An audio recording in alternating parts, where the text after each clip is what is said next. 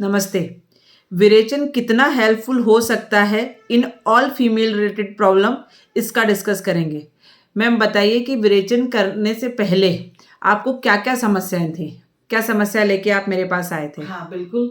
पहले तो मैं तहे दिल से डॉक्टर ज्योति का बहुत-बहुत शुक्राना अदा करना चाहूँगी क्योंकि मैं बैंगलोर से यहाँ अभी-अभी शिफ्ट हुई थी इंदौर और यहाँ आने के बाद मेरे में इतने सारे चेंजेस आ गए थे कि मेरी भूख इतनी बढ़ चुकी थी कि मेरी जैसी लड़की जो पूजा-पाठ किए बिना कभी चाय भी नहीं पीती थी, तो 2-2 3-3 गोभी के पराठे मैं खा लेती थी और वो भी पूजा किए बिना। सुबह उठते ही मेरा मुझे पता नहीं था कि मेरे साथ ऐसा क्यों हो रहा है और मैं काफ़ी सोचने पड़ गई कि यार इतनी भूख मेरी क्यों बढ़ गई है? अगर मेनोपॉज़ के भी ये सिम्पटम्स हैं तो इतनी भूख बढ़ेगी तो मेरा वेट कितना बढ़ जाएगा? करते-करते मेरे 1-2 महीने ऐसे ही निकल गए और फिर एक दिन हम लोग यहाँ से जा रहे थे तो हमने देखा कि मैम मैम का भूख के साथ-साथ और क्या सिम्पटम? मोशंस आप कितने बार जाते थे? मोशंस भी मैं 3 से 4 बार मोशंस होते थे मेरे। मैं तंग हो जाती थी और बीच में तो मेरी ये हालत हो गई थी कि मोशन करने के बाद वॉश करने के लिए मुझे काफ़ी तकलीफ होती थी, ईचिंग होती थी, पेन होता था और काफ़ी देर तक मुझे अंदर ही खड़े रहना पड़ता था वो उस पोर्शन को एडजस्ट करने में कि मैं जलन बाहर होती कैसे थी। हाँ, इतनी मुझे बर्निंग होती थी हुँ। और इतनी थकावट और गुस्सा, ओवरथिंकिंग और कोई कुछ भी बोलता तो मैं उस चीज़ को उल्टा ले लेती थी। तो मतलब घर के जो रूटीन काम थे वही करने में मेरे को काफ़ी ऐसा लगता था यार कितना बड़ा काम है। जबकि मैं एक ज़माने में केटरिंग का काम करती थी, 100-100 लोगों का खाना मैं एक झटके में बना देती थी।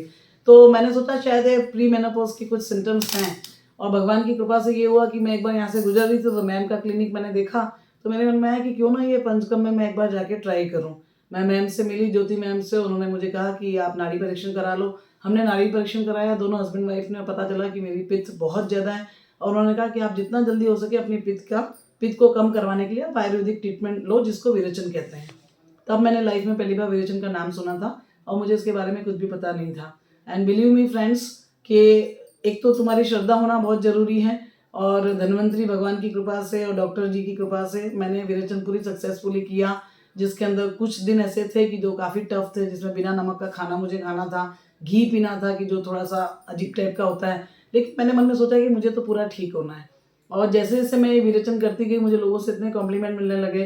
कई लोगों ने मुझे कहा कि यार तेरी स्किन कितनी क्लियर हो गई है, तू कितनी यंग लगने लगी, कितनी एक्टिव हो गई है और बिना खाए अब मैं काफ़ी घंटे निकाल लेती हूँ और मुझे भूख भी नहीं लगती और मैं काफ़ी एक्टिव हो जाती हूँ। तो विरेचन के बाद मैम अब मोशन कितनी बार जा रहे हो आप? अब तो मैम मुझे सिर्फ़ एक ही बार आ रहा है और वो भी टेक्सचर भी सही आ रहा है और कोई इचिंग नहीं, कोई बर्निंग नहीं, कुछ भी अभी नहीं। आपके जो मूड स्विंग्स हो रहे थे वो कुछ हो रहे हैं कि नहीं? बिल्कुल नहीं हो रहा, मैं ऐसा फ़ील कर रही हूँ मैं बहुत शांत हो चुकी हूँ। हाँ, और हाँ, भूख जो पहले हमें एक्सेसिव लग रही थी, हाँ।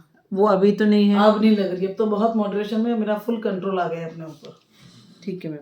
अब मैम मुझे ये बताइए जैसे ये जो मेनोपॉज़ल प्रॉब्लम है ना ये बहुत कॉमन है। हर फीमेल को इस एज दौरान गुज़रना पड़ता है। गुज़रना पड़ा। कुछ लोग तो इतना ज़्यादा हो जाता है कि उनको मतलब एंटी डिप्रेसेंट डॉक्टर को देनी हाँ, पड़ती हैं। हाँ। तो ऐसे जो हम लोग जो ये एज में हैं 40 से 50-55 वाले, उन अपनी फीमेल्स के लिए आपका एक क्या मैसेज है कि किस तरह हमें मतलब आने से पहले सिम्पटम्स हमें पंचकर्म आयुर्वेदा में जाना चाहिए? क्या आपका मैसेज देना चाहेंगे आप? मैं तो सभी को यही मैसेज दूँगी जो लेट 40s में हैं, 50s में हैं कि अपने सारे काम छोड़ के see health is the biggest wealth. आज आपकी हेल्थ ठीक है तो आप सब कुछ चेरिश कर सकोगे। अगर आपकी हेल्थ ही ठीक नहीं तो चाहे आपके पास कुछ भी हो, you are not able to cherish it.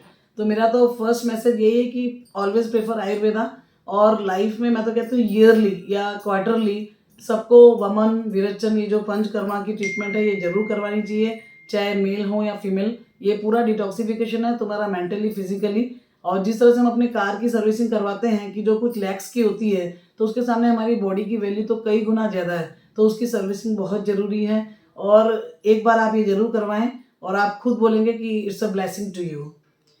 Ma'am एक और चीज़ जानना चाहूँ जैसे फीमेल्स कहीं जाती है पंचकर्म कराने तो सेफ्टी मेजर्स बहुत रहते हैं ना कि कैसा हाँ। है। तो आपको हमारा सेंटर, हमारा क्लिनिक, हमारा स्टाफ, हमारे यहाँ के क्लिनिक की हाइजीन ये सारी कैसी लगी?